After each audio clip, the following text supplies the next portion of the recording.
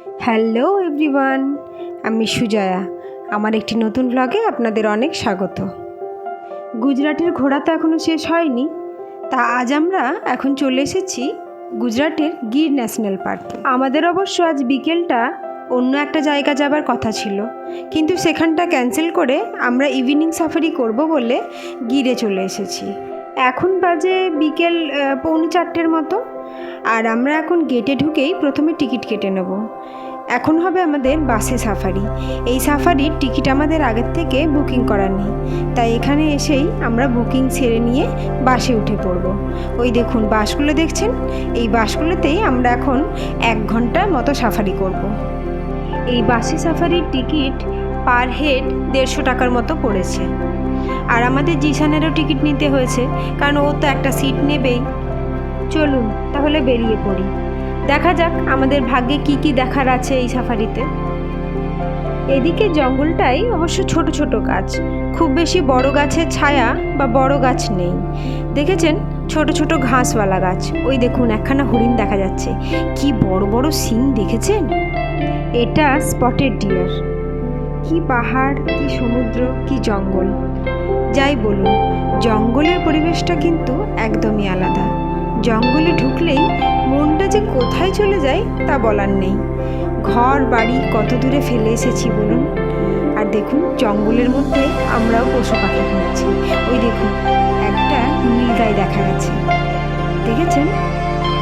আর আরও কিছুটা রাস্তা ধরে এগোতেই দেখি চিতা। ও মা, দেখেছেন চিতাটা কীরকম একদম গাছের ডগায় উঠে গেছে। আমরা তো দেখে অবাক। আমরা জঙ্গল অনেক কটাই ঘুরেছি, তবে চিতা দেখার ভাগ্য এখনো হয়নি। তবে এখানে এসে চিতা দেখে বেশ আনন্দ লাগছে। সিংহ দেখতে পাই আর না পাই, চিতা দেখার মজাটাই কিন্তু আলাদা। গির তো সিংহর এলাকা, আর সিংহ তো রাজা, রাজাকে তো খোলা ছাড়তেই হবে। তাই বোধ হয় চিতাগুলোকে এখানে বাউন্ডারির ভেতরে রেখেছে। বেশ কয়েকটাই চিতা আছে, প্রায় 7 থেকে 8খানা তো হবেই।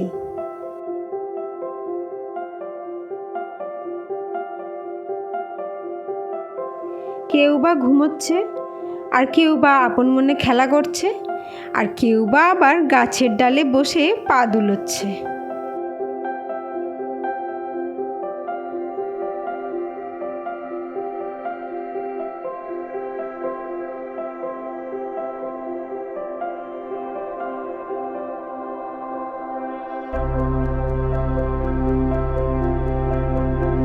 ওই দেখুন গাছের ডালে বসে কি সুন্দর পা দুলিয়ে ঘুমোচ্ছে, দেখেছেন।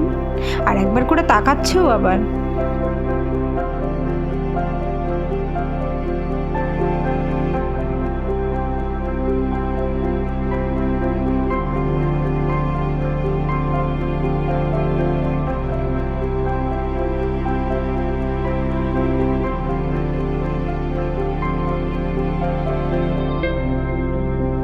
দেখুন কীরকম চিতাবাঘটা ঝটপট করে গাছের ডালে একদম ডগায় উঠে গেছে।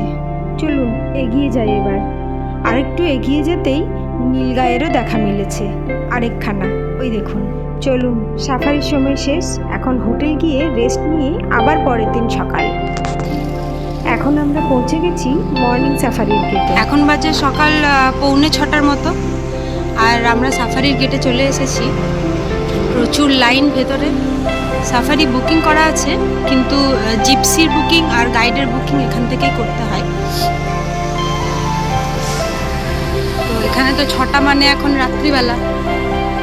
এখন তো এখানে সূর্য ওঠেনি, এখানে সূর্য উঠতে প্রায় 7:30 পৌনে 8টার মতো সূর্য ওঠে। ওই দেখুন কীরকম ভিড় জমেছে এই সকালবেলাতে, বলা চলে রাত্রিবেলা। লাইনে ভর্তি লোকেরা, প্রায় সকালবেলা 4:45 থেকে 4:30 থেকে লাইন দিয়েছে।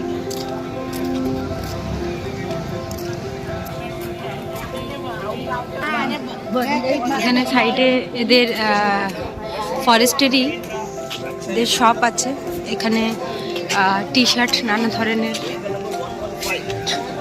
আরও অন্যান্য জিনিসও পাওয়া যায়।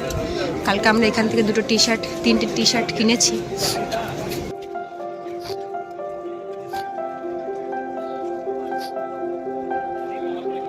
এখন এখন এখানে জিপসি অ্যালার্ট হতে একটু দেরি আছে, তাই ভাবলাম চায়ের গল্পটা সেরেই নিই।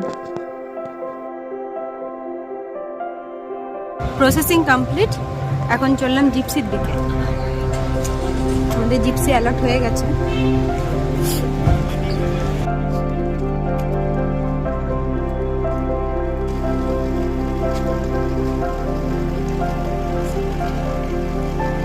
এটা আমাদের জিপসি, আমাদের 8 জন আছি আমরা, জিশানকে নিয়ে আমরা 8 জন আছি। অনলাইনেই সাফারির বুকিং আমরা করেছি। জঙ্গল সাফারির জন্য আমাদের টিকিট পড়েছে পার হেড 200, আর জিপসি আর গাইড তো এখানে এসে বুকিং করতে হয়, তো সেটা পড়েছে আমাদের জিপসি আর গাইড নিয়ে 4200-র মতো। চলুন বেরিয়ে পড়েছি এখন সাফারির গেটে। ভেতরে অনেকগুলোই রুট থাকে, তো আমরা তার মধ্যে 7 নম্বর আর 5 নম্বর রুট দিয়ে যাব। অন্ধকার রাস্তা দিয়েই আমাদের জিপসি এগিয়ে চলেছে, মনে হচ্ছে যেন নাইট সাফারিতে যাচ্ছি। আর জঙ্গলের মধ্যে সবথেকে যে প্রাণীটা বেশি দেখা মেলে সেটা হচ্ছে হরিণ। ওই দেখুন একখানা স্পটেড ডিয়ার, তার এই বড় বড় শিং। হরিণ জঙ্গলের মধ্যে সবথেকে বেশি থাকে। ওই দেখুন এখন যে ডিয়ারগুলো দেখছি এগুলো হচ্ছে হরিণের প্রজাতির সবথেকে বড় হরিণ, সাম্বার ডিয়ার। এরা হচ্ছে ফিমেল, এদের দেখুন শিং নেই, আর যেগুলো মেল তাদের শিং থাকে।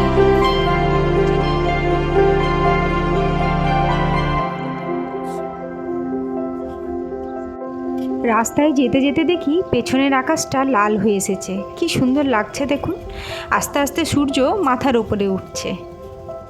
আমাদের যিনি গাইড আছেন উনার এখন প্রধান লক্ষ্য বনের রাজার সঙ্গে আমাদের সাক্ষাৎ করিয়ে দেওয়া, তাই তিনি জোরে ছুটে চলেছেন।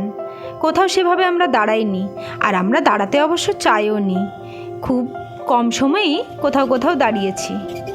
ভারতবর্ষে বনের রাজাকে তো একমাত্র গিরেই পাওয়া যায়, তাই আমরা তাকেই খুঁজতে আজ বেরিয়েছি, আর সেটাই একমাত্র আমাদের লক্ষ্য।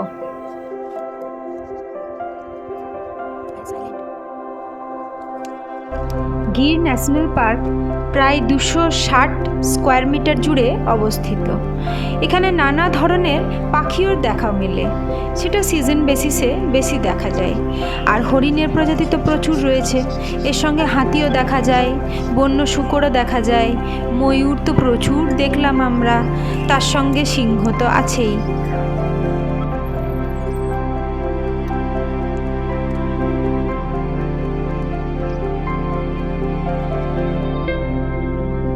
ওই দেখুন দেখেছেন এক দল হরিণ।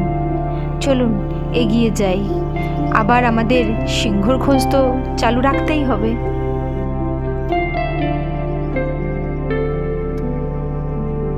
দাঁড়ান দাঁড়ান, ওই দেখুন একটা ওয়াইল্ড বোরের দেখা পেয়েছি।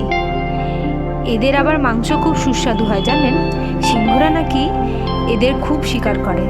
তবে এরা কিন্তু না লড়ে মরে যায় না, এরা নাকি সিংহর সঙ্গে সমান তালে ফাইট করে যায়, তারপরে না হয় শেষ অবধি মৃত্যু তো লেখাই আছে। রাস্তা ধরে এগোই তাহলে, চলুন। এই জঙ্গলে অবশ্য জানেন অনেক পলাশ গাছ দেখলাম। এই সিজনে বসন্তকালে পলাশ গাছ দেখতে কি যে ভালো লাগে, লাল হয়ে থাকে একদম।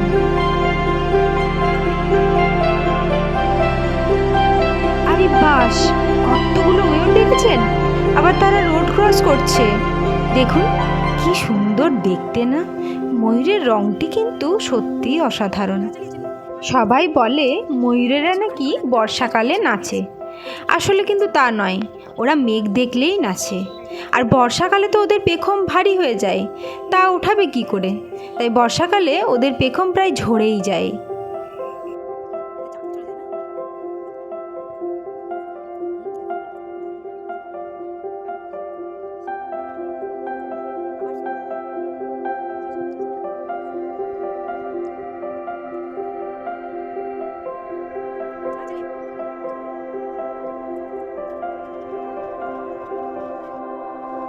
এক দল হরিণ দেখেছেন, কি সুন্দর লাগছে না, আমাদের আগে পিছে তো অনেকগুলো জিপসি দেখলেন, তা সেখান থেকেই নাকি খবর পেয়েছে আমাদের গাইড যে কোথাও একটা সিংহের দেখা মিলেছে।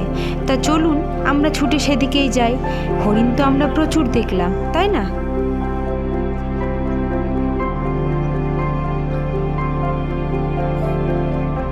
ফাইনালি বনের রাজার সঙ্গে মিট করেই ফেলেছি মনে হচ্ছে। ওই দেখুন গাছটার পেছনে দুখানা সিংহ বসে আছে একসঙ্গে, দেখতে পাচ্ছেন? একটু দূরে আছে তাই হয়তো খুব ভালো করে বোঝাতে পারছি না, একজন শুয়ে আছে আর একজন বসে আছে। আর সিংহের গায়ের রংটাও এমন যে ঘাস আর মাটির সঙ্গে পুরো মিশে গেছে একদম, দেখেছেন? এগুলি অবশ্য সিংহ নয়, সিংহদের কেশর থাকে।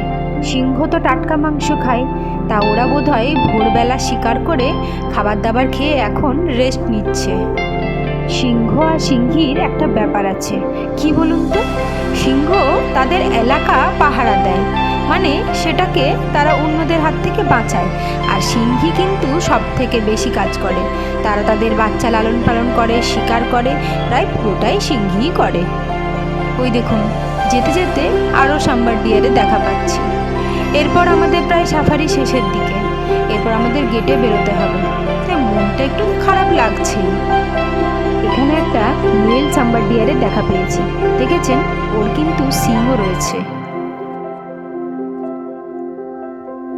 আমার ভিডিওটি ভালো লেগে থাকলে লাইক, শেয়ার অ্যান্ড কমেন্ট করতে ভুলবেন না কিন্তু। আর কার কী রকম লাগলো সেটা কমেন্টে অবশ্যই জানাবেন। আর যারা এখনও সাবস্ক্রাইব করেননি কিন্তু দেখছেন, আমাকে ফলো করছেন, তারা প্লিজ আমায় সাবস্ক্রাইব করে দিন। আর আমার ফেসবুকেও পেজ আছে, ডেসক্রিপশন বক্সে তারও লিঙ্ক দেওয়া হলো। পুরো জঙ্গলেতে কোথাও পা রাখার নিয়ম নেই, তাই এখানে কিন্তু আমরা নেমে দাঁড়াতে পারি। এটা একটু রেস্টরুম বলতে এখানে টয়লেট আর জল খাবার ব্যবস্থা আছে। চলুন তাহলে বেরিয়ে পড়ি।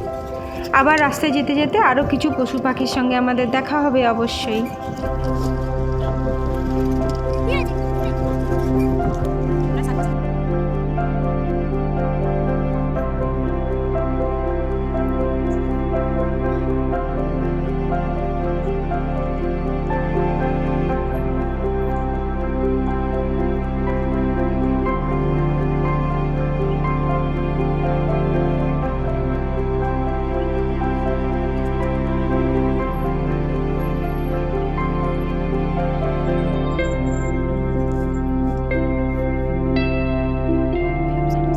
প্রায় 3 ঘন্টার সাফারি আজ শেষ করলাম, তবে 3 ঘন্টাটা মনেই হলো না যে 3 ঘন্টা জঙ্গলের মধ্যে ঘুরলাম।